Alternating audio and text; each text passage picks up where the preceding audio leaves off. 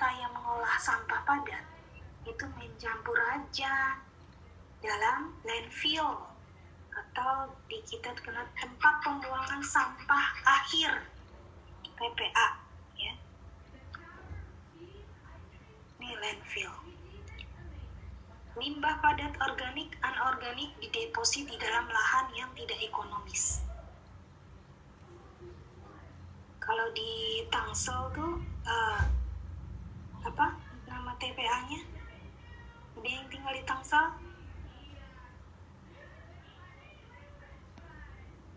Yang tinggal di Tangsel nyaut. Nggak ada yang tinggal di Tangsel? Enggak, Bu. Jakarta, Ibu. Ya, Bu. Oh, Jakarta ya deh. Keren banget ini orang kuliah di UIN nggak tinggal di Tangsel ya. Saya, Bu, tinggal di Tangsel, Bu. Siapa? Di daerah Serpong, tahu saya, Bu, TPA-nya. Siapa? Alif, Bu. Siapa yang tinggal di Serpong? Oh, yang tinggal di Serpong kurang tahu. Saya dari Pondok Aren. Pondok Aren. Kamu Tangsel kan Pondok Aren? Iya, Bu. Iya. Kamu tahu nggak tempat pembuangan sampahmu bermuara di mana? Di Sampah daerah, yang... Hah? daerah Serpong sih, Bu. Setahu saya TPA yang Iya, namanya apa? apa kalau nggak salah ini Cipecang. Cipecang. Nah, itu tahu tuh. Nah, waktu di daerah rumah kamu sampahnya dipilah-pilah nggak? Daerah organik? Enggak. Nah, banyak ada nggak di sini yang daerahnya dipilah organik anorganik?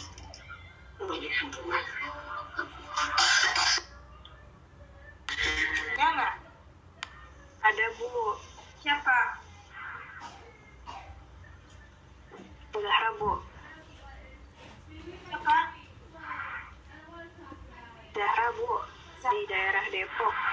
Oh, Zahra. Terus kamu lihat nggak itu dipungut oleh petugas sampah nantinya? Enggak. Ya. Ada petugas dari komplek, Bu. Terus mereka salurkan sampahnya kemana? Kalau itu saya kurang tahu sih, Bu. Tapi kalau dipilah emang udah peraturan dari komplek juga dipilah. Ya, terus kalau yang anorganik dikemanain? Anorganik tuh jadi tuh ada 2 petugas, Bu, yang beda kalau ngambil. Nah, setahu saya kalau yang organik tuh dibawa ke daerah organik itu dibawa ke daerah Pondok Terong. Nah, kalau yang organik saya kurang tahu, Bu. Ya, bagus tuh kayak gitu. Berarti ada upaya untuk pemilahan yang anorganik yang dibawa ke Pondok Terong itu untuk di-recycle. Ya.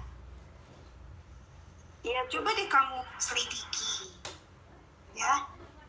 Terus kamu dukung itu ya. Upaya itu. Nah, kebanyakan tapi yang kayak model yang tadi di Alif ya. Digabung aja udah. Kita nggak mau repot, termasuk di perumahan saya juga gitu. Digabung karena kalau dipisahin juga ya, kita pisahin di rumah, nanti plastiknya kasih ke orang yang pemulung, itu lebih baik ya. Nah, tapi kebanyakan habis kita buang sampah ya udah digabung oleh petugas sampah dibawa ke TPA. TPA itu adalah landfill ya. Dideposit di lahan yang tidak ekonomis. Tapi zaman sekarang apakah ada lahan yang tidak ekonomis? Nggak ada ya, boro-boro. Tanah yang miring-miring aja mau longsor aja dibangun ya.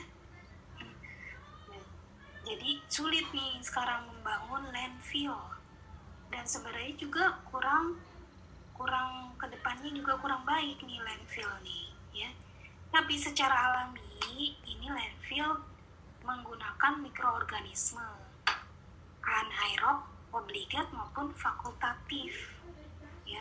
Tentunya awalnya juga mikroorganisme aerob, tapi kemudian perannya digantikan oleh mikroorganisme anaerobik, obligat, dan fakultatif. Itu zaman dulu nggak apa-apa landfill karena kebanyakan sampahnya adalah organik dan keuntungannya murah, nggak usah pakai processing segala macem. Nanti ada pemulung aja yang mungutin yang plastik-plastik udah tinggal diambil gitu kan. Tapi kerugiannya proses dekomposisinya lambat, ya. Sementara zaman sekarang kecepatan membuang sampahnya tinggi sekali. Kalian dulu KKN belum? Belum ya? Belum, Bu. Belum, Ibu. Mungkin KKN-nya nanti ini ya, untungnya dari rumah kali ya, tidak ke desa. Ya, mudah-mudahan sih masih KKN dari rumah. Kalau pengalaman saya tuh mengunjungi mahasiswa KKN ke desa daerah yang benar-benar desa gitu ya, yang masih agak perawan gitu. Ada tuh daerah sekitar Bogor padahal dekat dengan Jakarta ya, dengan Tangsel, tapi ada juga yang masih terpencil. Nah, mahasiswa KKN justru menyumbang sampah plastik. Jadi kalau lihat tempat kosnya mereka di belakang itu, wah, justru banyak bungkusan kemasan apa Indomie, makanan kaleng. Waduh, saking orang tuanya takut anaknya kelaparan kali atau apa gitu ya. Jadi justru sampah-sampah itu menyumbang ke desa yang sebenarnya mereka jarang sekali mengkonsumsi makanan dalam kemasan. Nah, solusinya gimana tuh kalau di tempat itu? Mereka bakar. Padahal nggak boleh kan bakar sampah. Ya harusnya solusinya ya kumpulin, jangan buang di situ. Mereka nggak punya tukang sampah untuk mengirim sampahnya ke landfill kalau di pedesaan kan. Dekomposisi lambat, tidak semua bahan terdegradasi, dihasilkan metan, bau, ya.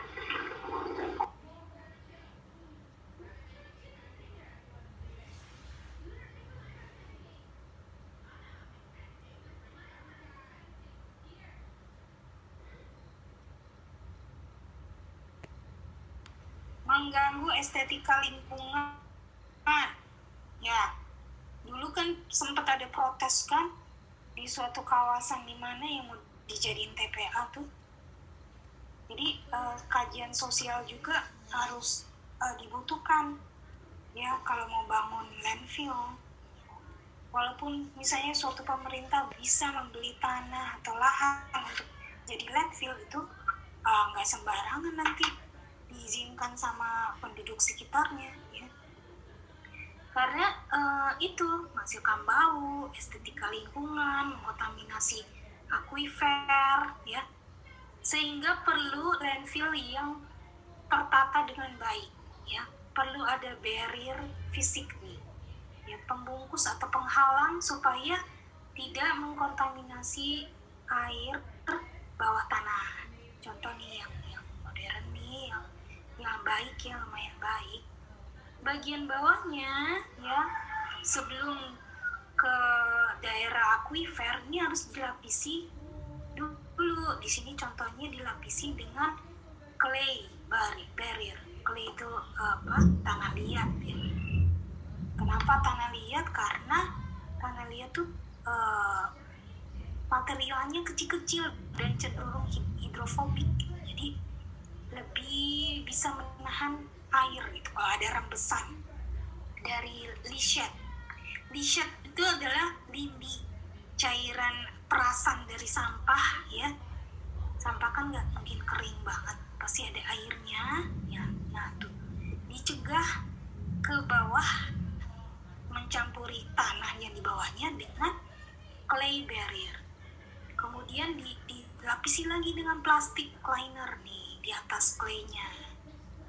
Tujuannya sama, mencegah kontaminasi sampahnya atau leachate-nya ke badan air atau tanah di bawahnya. Dan diberi ini ya pipa atau saluran yang menyalurkan leachate dari sampah. Kemudian cara menumpuk sampahnya juga harus ada keteraturan ya. Nggak kayak sekarang, mohon maaf, saya pernah ngecek di TPA Pecang, TPA Cipayung, Depok ya. Mereka main tumpuk-tumpuk aja, tidak ada aturan.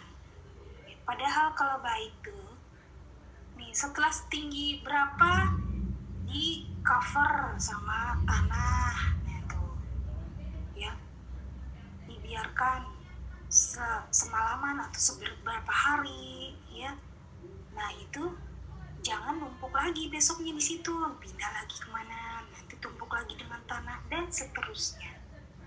Apa gunanya ditumpuk dengan tanah? Ada yang tahu?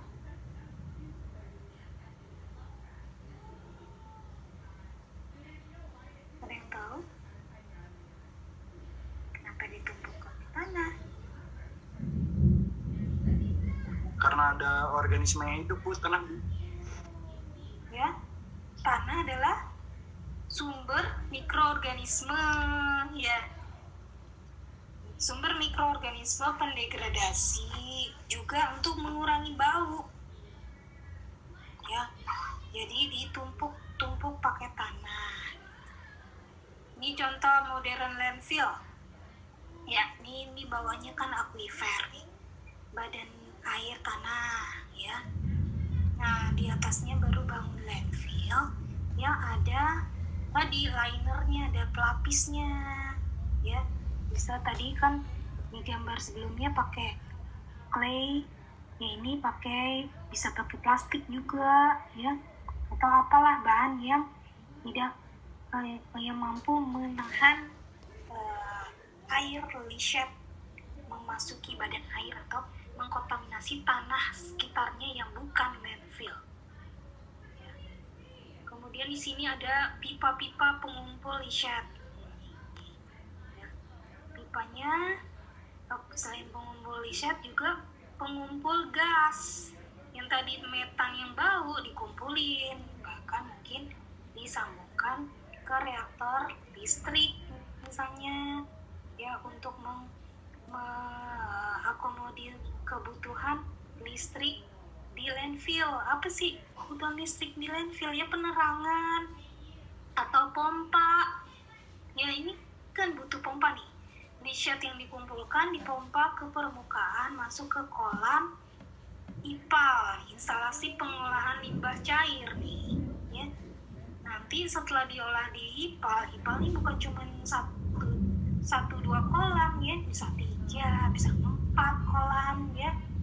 Itu di pengolahan limbah cair bisa secara bertahap itu mengolah dengan IPAL. Setelah airnya bersih, ini bisa dikumpulkan lagi ya. Ditampung ke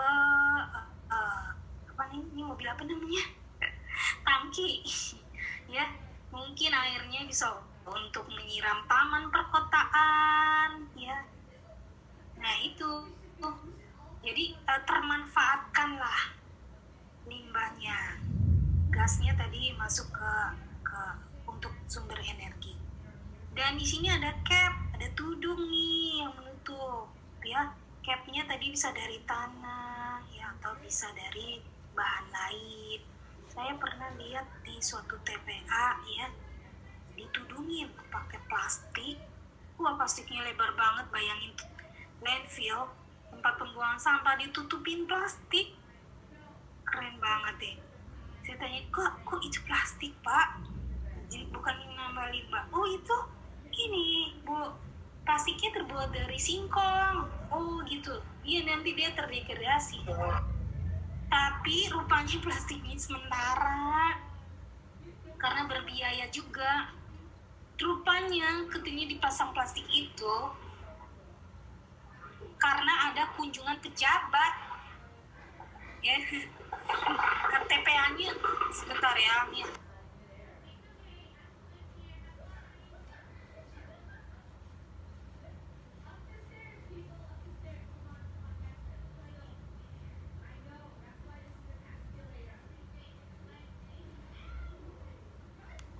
Maaf ya, ada itu tuh helikopter memantau saya nih.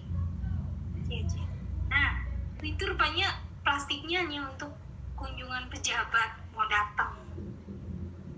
Harusnya ya ditudung lah supaya tidak merusak estetika lingkungan gitu, atau dikasih tanaman-tanaman apa di sekitarnya gitu ya.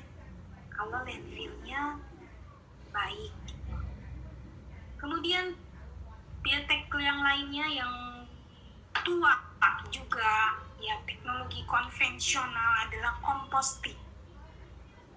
Composting kan sebenarnya proses alami ya, natural. Kita membuang sampah organik saja yang bisa dikomposkan ya, ke dalam tanah. Itu sebenarnya nanti dia akan terdegradasi. Tapi kenapa kita jarang menempuh cara ini? Itu tadi udah dimanjakan. Sampah dapur kita udah ada tukang sampah, udah buang gitu. Atau kendalanya kita nggak punya lahan untuk mengolah sampah organik kita ya. Kalaupun misalnya kita bikin reaktor sederhana composting bisa aja, tapi ntar ada tikus juga lah, kecoa apalah ngumpul gitu ya, bikin orang males gitu ya mengkomposkan sampah-sampah rumah tangga. Tapi sebenarnya kalau kita punya misalnya satu perumahan tadi, si siapa yang rumahnya di Depok tadi pengolahan itu bagus sekali yang di Depok tuh ya. Itu dikumpulin aja sampah-sampah daun, di patungan warga bikin komposter ya. Kompos kan kayak gini kan bentuknya atau baunya hampir mirip seperti tanah.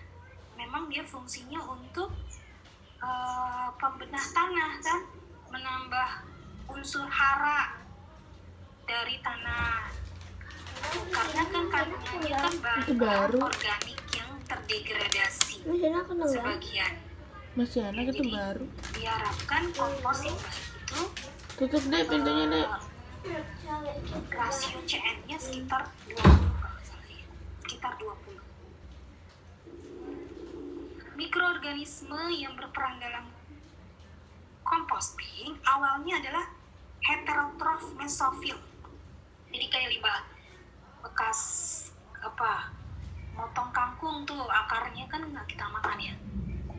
Tuh dicacah dulu, terus campur lagi sama kita habis makan jeruk, kulit jeruk segala macam tuh kumpulin, kecil-kecilin dulu. Kenapa harus dikecil-kecilin? Sebelum mudah dikomposisi, jadi mudah terdegradasi Bu.